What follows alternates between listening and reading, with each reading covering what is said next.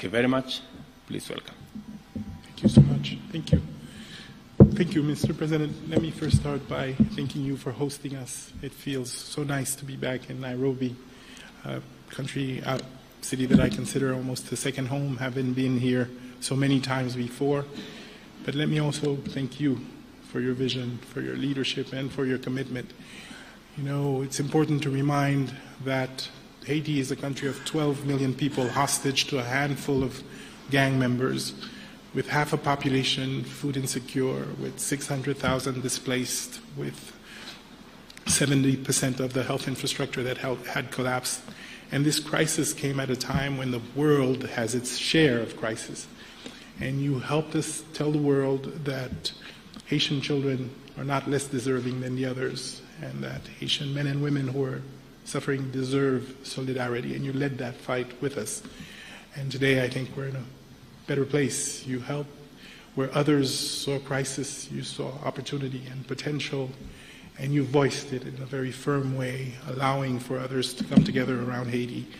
And me and the Haitian people are extremely grateful to you for your leadership in this critical time.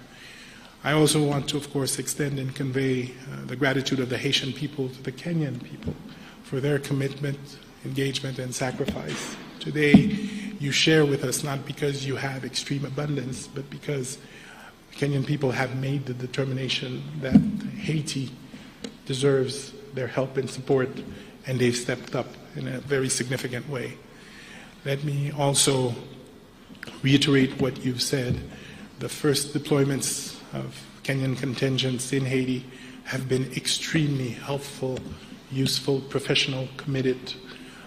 They've engaged almost immediately, side by side with the police force. They've provided us with the wealth of experience that they have, and they continue to engage with us in a significant manner.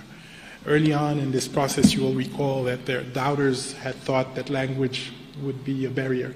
Let me confirm that it has not. I followed directly operations in some of the most difficult circumstances, and they found ways to make sure that they protect each other and they get the mission accomplished. You said, and we agree, that this is something that we can do. If we work together, we're confident that we can see significant progress in the security situation in Haiti, and as you have pointed out, begin the rebuilding process. And we're committed to doing so. Now, obviously, our partners will have to step up and meet the commitments they've made, and the time is now. There is a sense of urgency. The progress that we're seeing is contingent on us continuing to provide the Haitian people with the relief that is desperately needed, and of course that will only happen if the many commitments that were made by the international community actually materialize. So I'm also here to make a plea to our friends from other countries to come back to the commitments they've made, and to ensure that as urgently as possible they're able to make sure that the mission is fully funded. They're able to make sure that the police force and the contingent from Kenya have the resources they need to be able to be fully operational, and that already we're looking at the consolidation and the early recovery and the investments that are necessary to rebuild the schools, the health institutions that will sustain whatever progress we made. I can quote here the commander of the Kenyan troops in Haiti, with which I have regular meetings, when he tells me, Prime Minister, this is winnable. This is winnable. And that, of course, has inspired us all. In the next few days and weeks, we will continue to build on this progress. We've established an electoral council that will be installed. We've been able to reopen our schools. We're seeing progress in the security front as well. Obviously, the gangs are reorganizing to make it more difficult, but we're ready and we'll be steadfast. We're using our assets more effectively. We're looking at new relationships with others who may be willing to engage. We're going to see how we provide a more integrated approach solution, which would include disarmament, which would include better communication, which will include all the integrated and well thought through interventions that are usually required to address these kinds of security situations. But obviously, an effective repressive force will continue to be an essential component of that.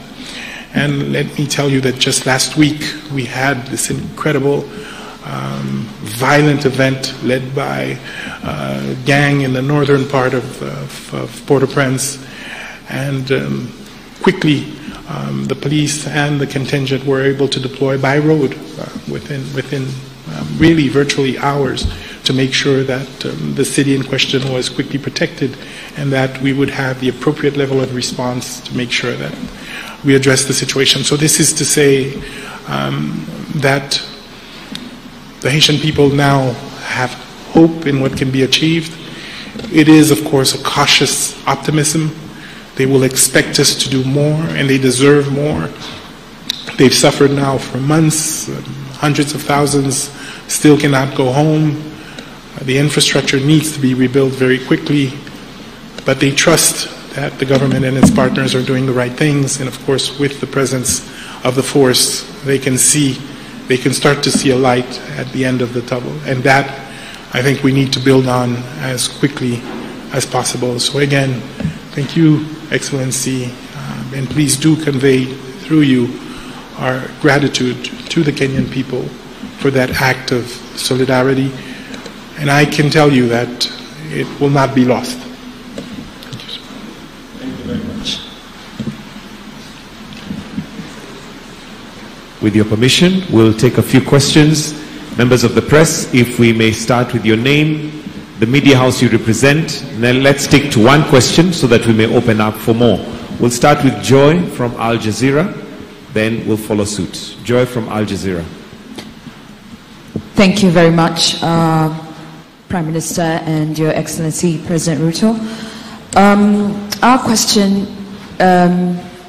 is in regards to the latest attack and what has been done to safeguard the Kenyan officials who are assisting in the mission. And question number two is, it's actually an opinion where I feel like the partners, international partners, have delayed the funds and there's fear that the mission could be stalling. Is that correct to assume?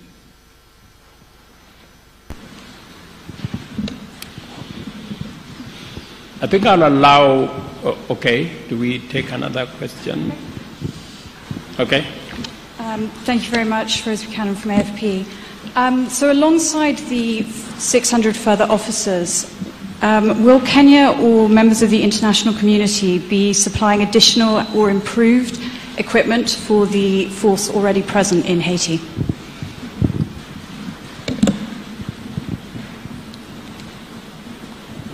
Okay, we can take those ones first, or thank you very much. I think I will allow Prime Minister to respond to the first question because he has the latest information on the attack that, as you've heard him speak to it, the response was the fastest that could have been assembled in a long time.